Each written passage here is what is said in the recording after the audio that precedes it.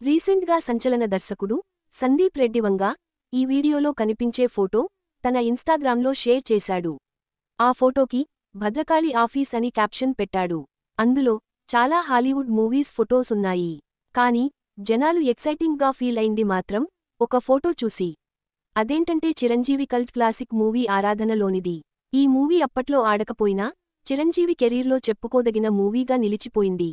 అప్పట్లో తమ ఇమేజ్కి డిఫరెంట్గా ట్రై చేశాడు కానీ ఆయన డ్యాన్సులకి, కామెడీకి అలవాటు పడిపోయిన ఆడియన్స్ రిసీవ్ చేసుకోలేకపోయారు. పులిరాజుగా ఆయన నటనకైతే ప్రశంసలు వచ్చాయి కానీ నిర్మాతకి డబ్బులు రాలేదు. పాటలు అయితే చార్టుబస్టర్స్ కానీ థియేటర్స్లో ఆటలు అయితే సరిగా పడలేదు. కానీ అందులోని ఒక ఫ్రేమ్లో మన మెగాస్టార్ ఇచ్చిన ఎక్సప్రెషన్ సందీప్ రెడ్డి వంగాని ఆకట్టుకున్నట్టుంది.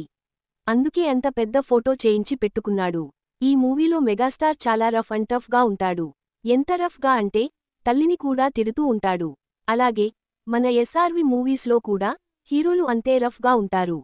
ఈ ఆరాధన ఎఫెక్ట్ మన ఎస్ఆర్వి మీద చాలానే పడినట్టుంది. ఇప్పుడు ఈ పిక్ షేర్ చేయడం ద్వారా స్పిరిట్లో మెగాస్టార్ని కూడా లాక్ చేశాడు అనే గాసిప్కి ఇంకొంచెం ఊతమిచ్చింది. Let's wait for official confirmation.